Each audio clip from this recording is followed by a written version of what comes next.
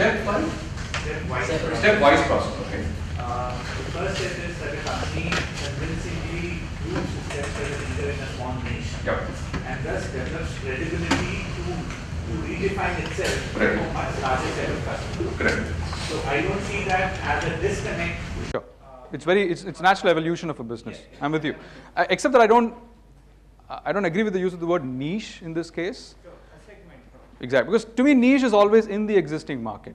That's why it's a niche. It's a crack in the existing market, in the terrain. There's a crack, there's a crevice, and somebody's going in and saying, oh, you know, that's significant enough to build a market, a niche market. Then you become a niche market player. That's a entirely different conversation we just had. Yeah.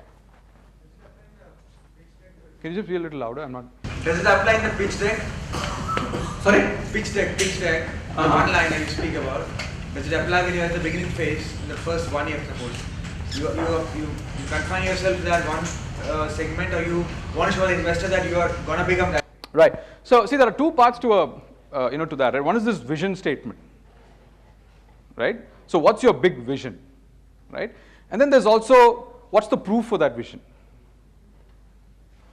Correct? Yeah, the vision is great. I mean, yeah, all of us need to start out with a really inspiring vision, and for us to do this 18 hours a day, you need that kind of rocket fuel, right? But for the proof that I'm trying to build, right, and which is what an early stage investor is actually trying to put in money. Let's understand how an early stage investor typically looks like, right? He says, okay, now I have some money, right, and I'm looking for an idea, which is exciting, backed up by a good team, right? And I'm going to put money into that team and into that idea to build proof, right? And once this proof is built, and that has to be done in a reasonably short time with lowest cash, once that is done, the entrepreneur, the startup, and the early stage investor will go take that proof and go to a late stage investor for growth capital. So this is typically how an early stage investor thinks of, right? While he what kind of a vision, what kind of a long-term, potential is this guy, is this startup looking at? What actually matters on the ground when you're looking at investments and actually going through that process is how efficient is this plan to build proof, right? So you got to clearly communicate these two things separately, right? You can't let confusion set in. So in modeling this strategy, we now know that you should identify that first thing. On the other side, everybody knows that there are balls of different weights. So technically you can very well say what is backward weight, or if you throw, it will hit the right thing and it will help that dominate before it gets back. So does this strategy tell us about what should be the weight of, how to choose that ball? To me, it should be the lowest weight ball. Because what does the ball signify here? Your product, your marketing, your advertisements, your everything, right? Your cost. So the question is, can I score a perfect strike with the lightest weight ball possible, right? I mean, I would put that as an optimization criteria here, right? So which is again going back to, can I build this proof with lowest cash and in the shortest time? If I start building out a much bigger ball, it takes more cost. What's the point of doing all of that, but yet achieving a much smaller result, right? So it may not apply in the context of bowling alley, and he's very smiling, and he's saying, what nonsense is this conversation, right? I totally empathize with you, sir. But I'm just please forgive me for once, right? Yeah, I'll buy you coffees and maybe even take you for free bowling. So it should be minimum capable ball. Minimum viable ball. Woof. My goodness, man. All right. Okay. So, sorry? New jargon. Minimum capable ball. Okay. So now that we've done target market planning and we said we'll take a business ecosystem approach, the next thing is to look at how do you define this proof in terms of numbers, right? In terms of revenue numbers. Right? So the same approach is, don't just look at revenue in terms of that one single customer, one single segment, one single entity in the ecosystem. Can you look at revenue or revenue indicative numbers for across this business ecosystem? right? Because when you are trying to set a number target for this target revenue, right? And you're saying, I'm going to do these things to be able to achieve this revenue, right? What it does is, in usual terms, this process of setting a target as a proof point and then working towards it, what it does is that you usually achieve the proof much sooner, right? And with much less cash. And when you are doing that, you actually realize that there is proof for something much bigger already, right? So you don't even end up waiting for all the 10 pins to fall. You're already looking at a bowling alley with 100 pins, if not more, right? But the discipline of defining this target revenue in terms of numbers and metrics, sometimes you may not have revenue numbers, right? You might have revenue equivalents, right? Leads, number of partners, whatever those metrics are, right? Put that out. But how? Say, for example, unless you know what kind of value addition you are bringing to your segment, you really don't know how much money they would be making because of your product. See, they would be paying. Why do you have to know that? For example, in this case of what he said, if these guys are already paying money for ads, right? I clearly know what my ceiling is. If I'm going to charge him the same $750, will he take my service? No. But if I say $50, will he take it? At least he'll try. Absolutely. That's the proof.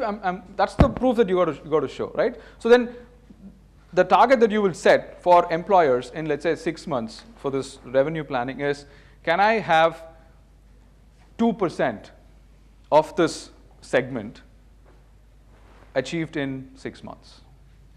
So your revenue target then becomes the percentage of the segment sizing that you've done in the previous step, right? So segment sizing both in terms of value as well as in terms of volumes or in terms of orders, right? Or number of customers. Value is dollar value, rupee value. Volume or order size is number of orders, number of customers, right? He says, okay, can I get 100 jobs, right, posted in my portal every week? That's the weekly run rate I want to be able to get to in 6 months. It's a revenue equivalent. And from that, if let's say 20% is your conversion, which means 20% of the interviews are successful, for example, then you get 20% of fees, whatever, per job, 1 month salary times whatever, right? So that's the rationale behind this. So you have it because you're anyway doing bottom up. So when you're doing bottom up, your numbers are all very very here and near you. Only when you're doing top down does it go really wild, and it's usually a lot of imagination than anything else. In certain cases, the benefit which is a particular customer who will come over a period of time, say 3 to 4 years, to their sales. Such cases, it becomes very difficult to put in numbers. That's where So one is you're saying my proof is not my proof is going to take at least 2 years. Yeah. So if there are, I'm sure, a few medical devices startups in this cohort, and hardware product technology intensive businesses take much more time for proof. So everything is done in the context of your business, right? But the discipline of setting revenue targets in 6 months or for this proof milestone has to be a percentage of the segment that you've sized up. That's the discipline that's essential. Doing anything, so let's say you built a bottom-up bowling alley kind of a model for your target market, your business ecosystem, but then your revenue is like, yeah, medical devices, in a country like India, medical devices for this kind of a category of products is 1,000 crores, right? I'm going to do 2% of that. What nonsense. Does it relate to each other? If you say, here is my first 4 or 5 segments that I've looked at, right? And I'm going to do a 1%, 2%, 5% of that segment size in this time period, makes sense. Do you understand the difference? 5%, that X percent has to be some logic or rationale behind it. Absolutely, absolutely. There has to be something, yeah. How do you calculate? That's a challenge, because if you have a market of 1,000 crores. See, for example, one way to look at it is at which percentage point is your business getting into making, let's say, operating, not even operating profit, let's say sort of like a gross margins, right? I'm not using the word break even because that can get a little. One of the models could be the market size is too big, but your capacity to supply is too small. So you Yeah. depend on your supply. That's one way to look at it too. So you're saying, I can only, so his point was I can only put, let's say 50 lakhs into building this proof. And at 50 lakhs, if you can only produce, let's say 1,000 units, they can only sell 1,000. So the thing is, you're trying to, look at different bounded constraints with variables that you have perfect control of. And your numbers are all speaking to that. You're not just picking something from a report and then putting it here. That's the difference.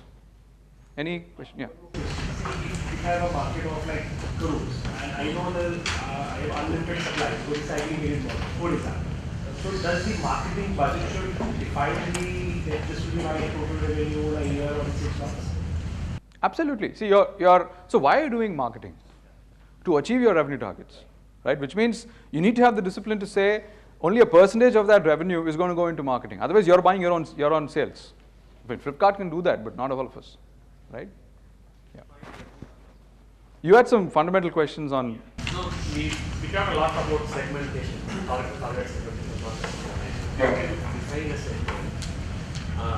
We had a very good example, but what about some obscure markets where the demarcation is not clear? How do you define a segment? Is there any framework? So see, basically, what's a segment? Set of similar customers, right? Now, I'm not using the word same.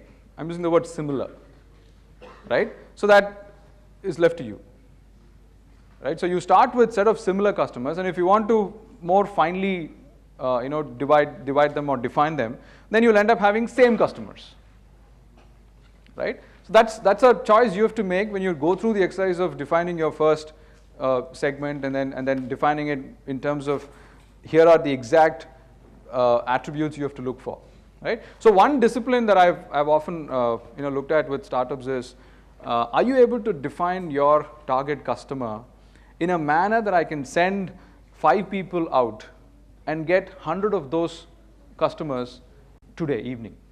That's how well defined your target customer profiling should be for a startup, because you're trying to go direct, right? So I need to know what are the things I should look for in the real world, right? And what kind of behaviors should they be displaying, right? And with this, I should be able to go and find 100 people in real world and come back to you and say, here are 100 people, names, numbers, take it. That's how practical segmentation and profiling should be for a startup. Profile, you call it a persona. I mean, they use the word. We call it persona, and then you go up, same persona with 10 people. So that's to see the segment is a persona of similar. A group of similar customers who share the same persona. One second. Putting this into practice, this way, to do this, you require certain resources apart from the founder. So till the proofing happens. What do you mean? We have co-founders. We are mostly short of time trying to build a product. To do this, we require full-time resources who can focus exclusively on this part. So till we achieve. I'm available for 10,000 rupees a day. So should we hire? That is right.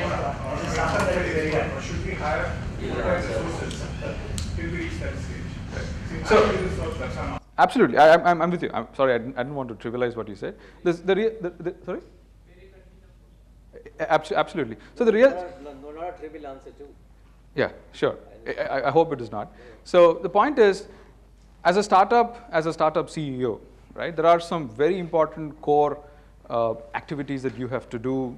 Let's say you're a technologist and you are like the CTO of the company, or you're somebody who's actually building the the business, the marketing, and partnerships and all of that.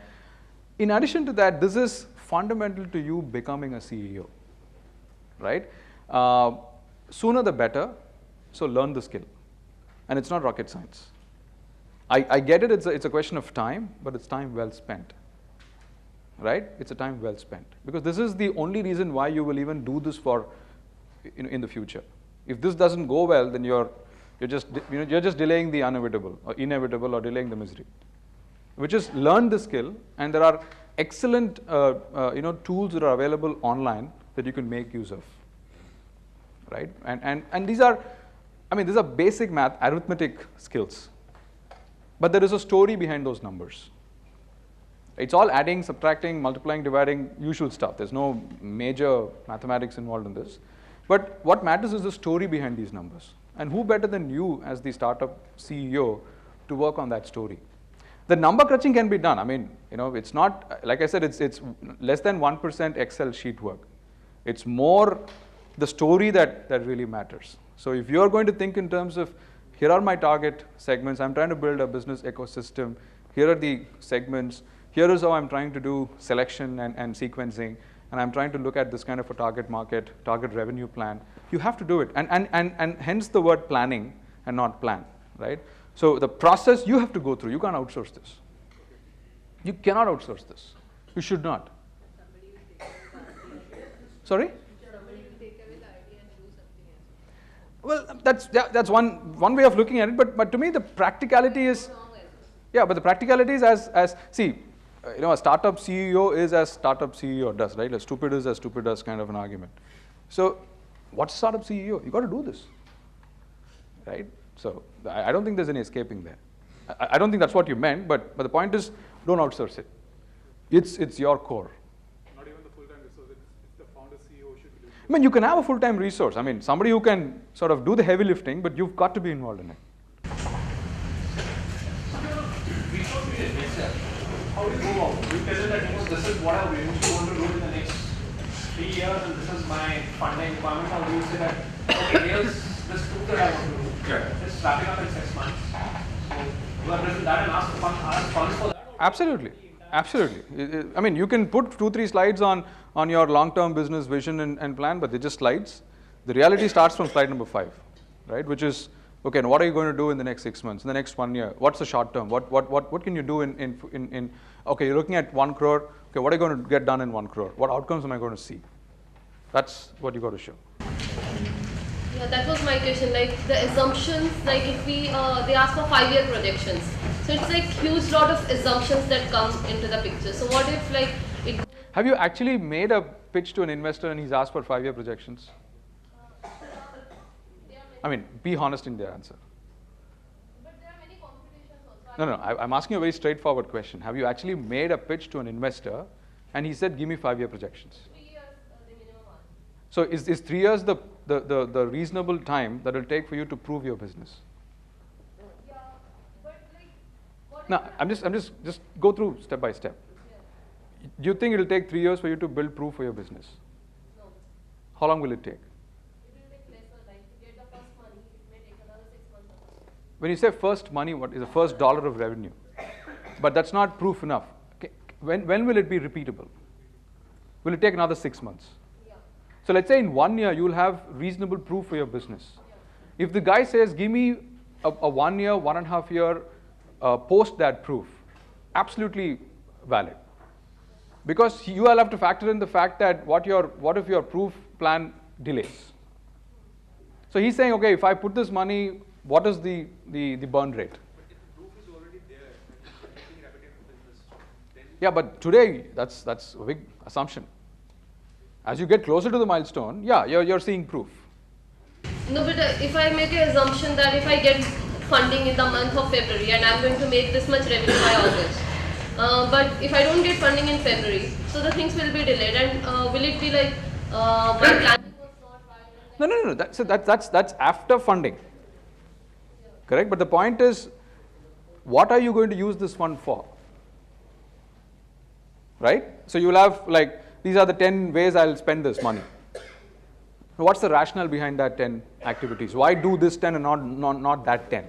What's the justification? This 10 because this is the proof I'm trying to build, and for this proof these things matter. Right? And if you're saying, for this proof I have a very concrete plan, right? And I'm going to extend this by some more time to sort of show a little after that as well, perfectly justified. If someone says, give me 5 years, and if it takes... another way of looking at it is, why are they not spending? They already have proof. Why are they not getting funding? Yeah, that's an interesting way to look at it as well. And an even interesting aspect could be, an even more interesting aspect could be, if you have proof, then why raise money? Why give away a part of your company for no reason? Yeah.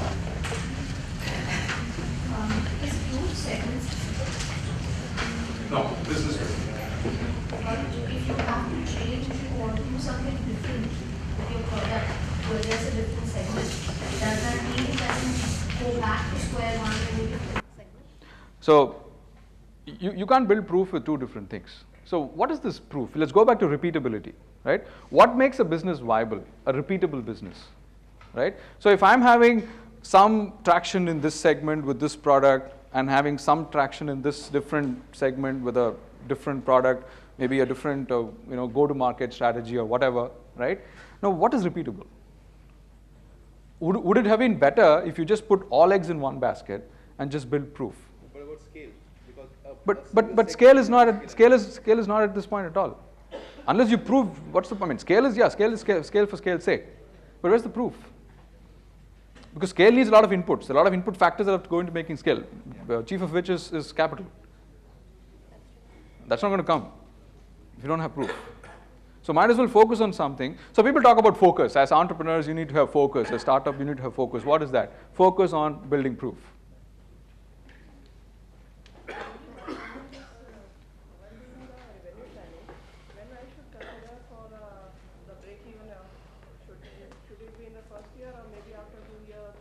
See, ultimately it comes down to, so to me, a more practical approach to planning milestones is proof and then profitability.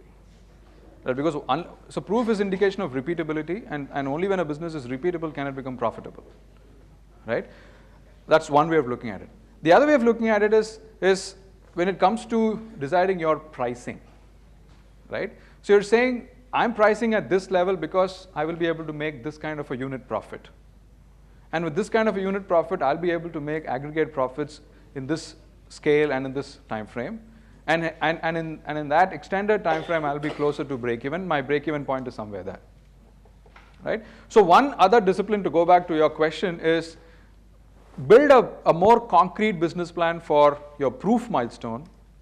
Have a more indicative plan towards break even. Right? But anything beyond that is just good Excel work and nothing else. Nothing else. You could have watched Dilwale movie for the third time. Yeah.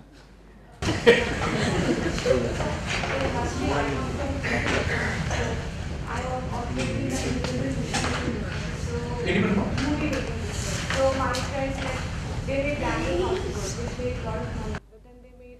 We have a celebrity in the room, man. No, so basically. We have a national level bowling player. And Like for us, like if we make something, it's gone. Like we have a law of reduction.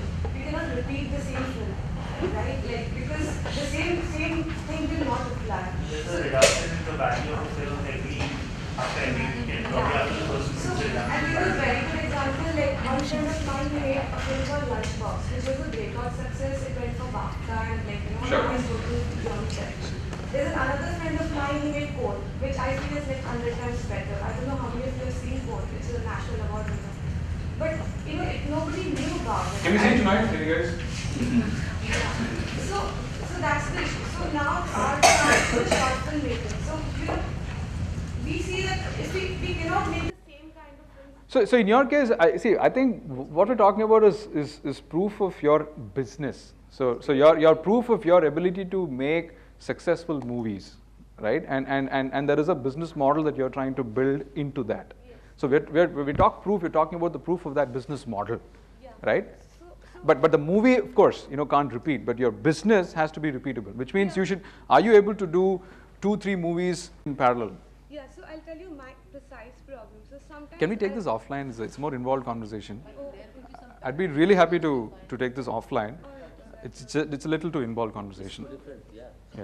Yeah, and it's movies, right? So it's very special, right? So I'll sacrifice my lunch and you can eat and I'll listen to you. Yeah. We already have a proof for our business. Now for scalability, we want to expand ourselves. We want to enter into new segment.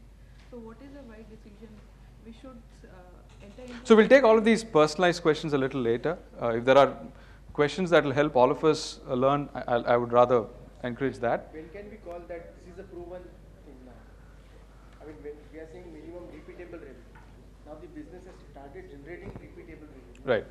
So we said the discipline of setting revenue targets is a percentage of your segment size, right? So if you're saying, I think at 5% of my segment size for a year, and if I get that in this year, I think my business is becoming repeatable. It could be 5%, it could be 10%, right? But put a number and achieve that.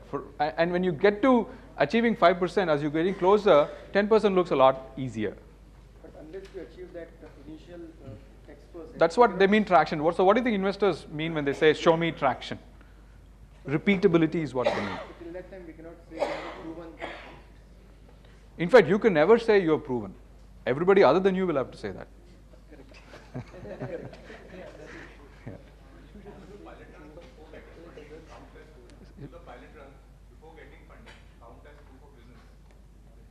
No, they're pilots. Even if it is done by a legally incorporated company. Sorry, by what? By who? We do it as a legally incorporated company. Doesn't matter. Yeah, it doesn't matter. You can be Narendra Modi's cousin brother. It doesn't matter. No, but if it is fully paid by that with the some kind of restriction, like we have put as condition. See, getting an order and fulfilling the order is not proof of business. How many more such orders are you able to generate? That is repeatability. It's a proof of concept, not proof of business. It's a concept of the fact that, yes, I have a solution to a problem and there is somebody who's happy to pay for it and use it. That's the proof. But that's not proof of business. Business is not a one-time transaction. A business is the same transaction repeated several times over and over and over and again. And that's when the business becomes profitable. So business proof is this business going to become profitable sometime in the future? So what's the indication for that?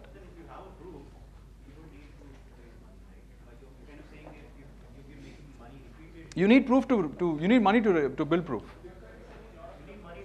Yes. So build that into your plan. So the planning process should be towards building proof. One second, I'll just. If you're a what?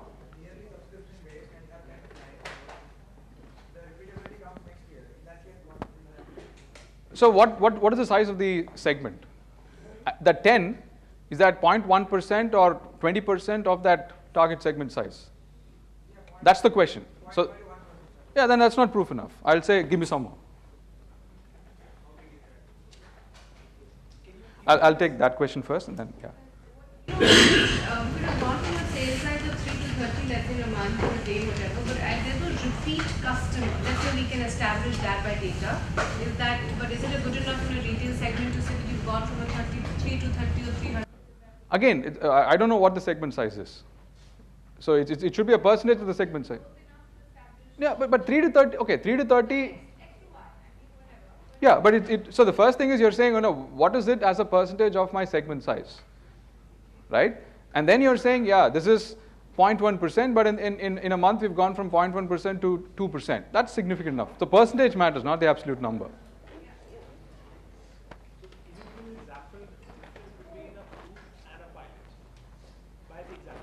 Yeah, I think he'll talk about pilots, the naval officer in town, but I can talk about proof. I have a question on the same lines.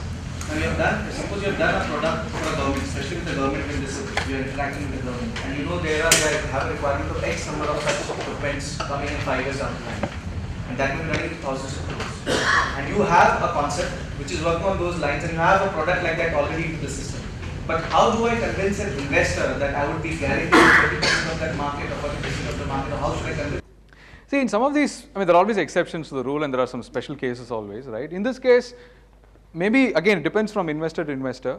If I'm somebody who's open to investing in the government sector, as a strategic investment choice, I've made that decision, I will invest in the government sector. Maybe I'll be much more amenable to saying, yes, if you have proven one order and you fulfilled it, that's proof enough. Right, which means I know that because the entire government ordering process is itself a big proof in sort of achieving that. It's a big accomplishment, right? So I will take that itself as a significant proof and say, yeah, now this is good enough. But I can't apply that to a regular consumer internet business. Yeah, we made one order and no, that's one transaction. Maybe, but in this process, it's not just a transaction, right? It's a lot more than that. You should have gotten shortlisted as a preferred vendor. You'll have gone through vendor due diligence, technology due diligence. Right, your great grandfather's records will have been opened up and seen, all of those things. But how do you depend on government's projections. Government is not a reliable customer. It's not a You will reliable have customer. Government as a customer. Making government sale is a creditable job. Like I said, it comes with its own set of challenges, and yeah, but what if you can provide proof to alleviate some of those fears, right? And say, yeah, you're right, it's a difficult thing to do, but we've cracked it. Yeah, he's vigorously shaking his head, so I think you should talk to him. I have. Yeah. Number of years I've put. Yeah. The approved gateway plan. So you're saying essentially when you pitch for it, say the first stage is when I take money from you, I'll justify this proof, I'll aggregate this proof, and when it shows up, if it shows up in time, we will be able to then multiply it down the line. So you're talking about stage one. Exactly, that proof milestone, and when you're pitching to an early stage investor, that's what you're asking money for. And that's what he's giving money for no other reason, not to help you have a better wedding anniversary. Yeah. Yeah. There's another element to it that when you're building a business, there's an ecosystem that you create your own tech teams, you create your own operations teams and all those things. Yeah. There's also that value that you're bringing when you're creating and bringing a business up. Right. Now if you want to do a proof, you could probably go and sit in a socials, have 2-3 folks working out from there. So Yeah, true. MVP, minimum viable, minimum capable ball, right?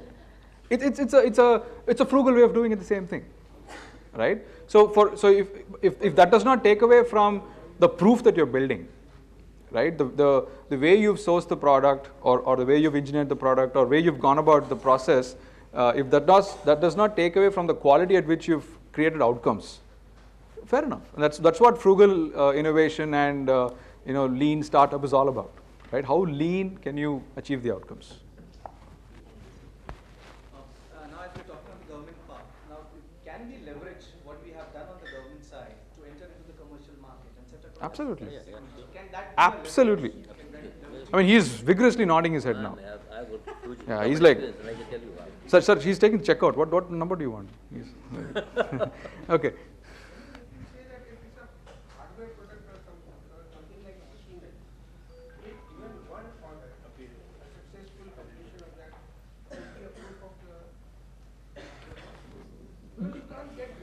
Yeah, for example, if let's say you're doing nuclear reactors. Yeah, if you're doing nuclear reactors, right? I mean, building one itself is proof enough. Possibly your grandson will finish the sale, right? Right? Yeah, absolutely. There are exceptions, there are special cases, for sure. Yeah. Okay. So one key part which you're saying is that at the time of proof of business, you're actually doing direct sales, right? You go ahead and you make the sale. I didn't say direct sales.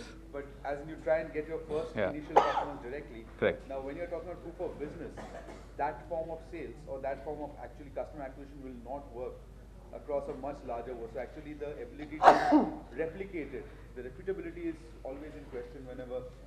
Correct, which is why you're raising money. Yeah, and the person who's going to give the money is going to ask this very Correct. question. And so he's saying, can you show me proof that you can actually generate this kind of a demand by going direct, so that the demand is proven, and then we'll try ways in which to make this process scalable. So that's the order in which it goes. Okay, just in the interest of time, I'll come to you. Just in the interest of time, I'm just going to wrap this up and say, summary, plan for proof. It's planning for proof, right? And you're looking at, on the one side, proof of business. What's the timeline? What's the time period? And what's the cash? What's the time period? What's the cash? And within this, what is it that I have to show in terms of business metrics, right? And business ecosystem metrics, revenue metrics, revenue, and if you're not able to do revenue, in many cases that might not be possible, can you do revenue equivalents, right? Which is what I call revenue metrics, right? And start putting sights on unit profits. And I'm sure there is an extended session on unit economics sometime down the program. But that is a very important aspect of building proof. Because the only way it becomes profitable is by making gross margins, and by those gross margins aggregated into the number of units makes aggregate profits, and those aggregate profits over a period of time are in excess of operating profits, And that helps you recover your fixed cost, which is your investment. That's how a business breaks even. That's how your investors make money. That's how you buy islands in the Cayman. Right? So everything starts with unit profits. That's the underlying business mechanism that gets a business to become profitable. So focus on unit profits as you're building proof.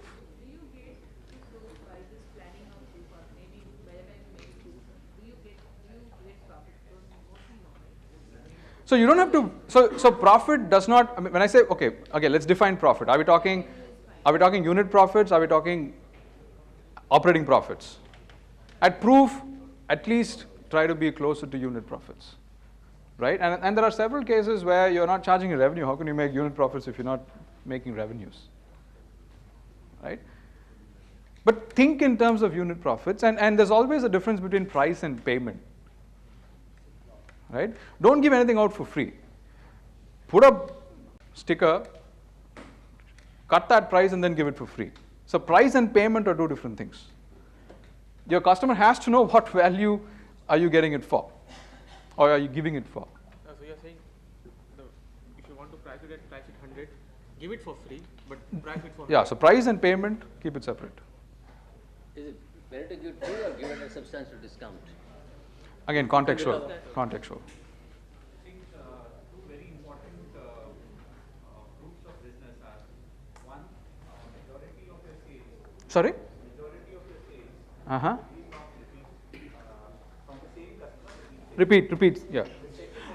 Okay. I'm not talking so much about recurring sales. I'm talking about repeatable. So are we able to get same orders, similar orders from similar kind of customers?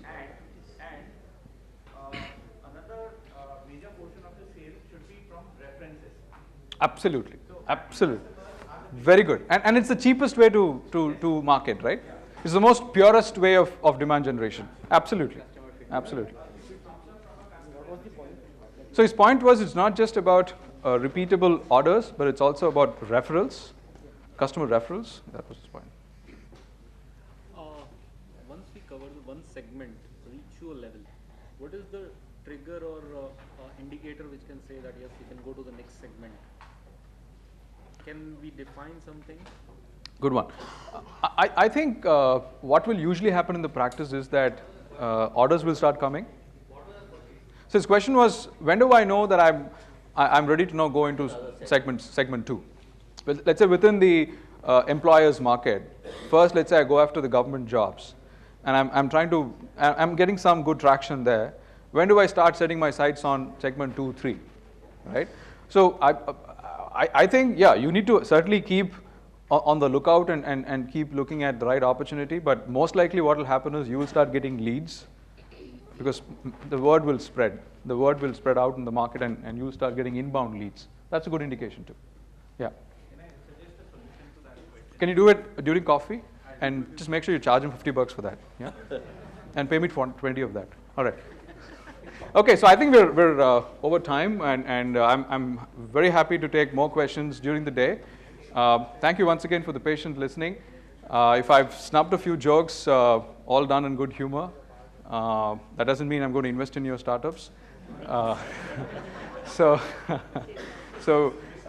look out for me, and if there is some way I can help you during the day today, all night I'm here. Tomorrow morning I'm flying out.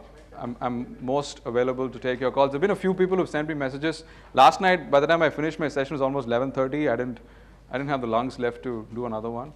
So today, if you want to come back and reconnect, I'll be most willing to do. Wish you really well, all the very best, and let's hope I see some really good super startups come out of this. All the best.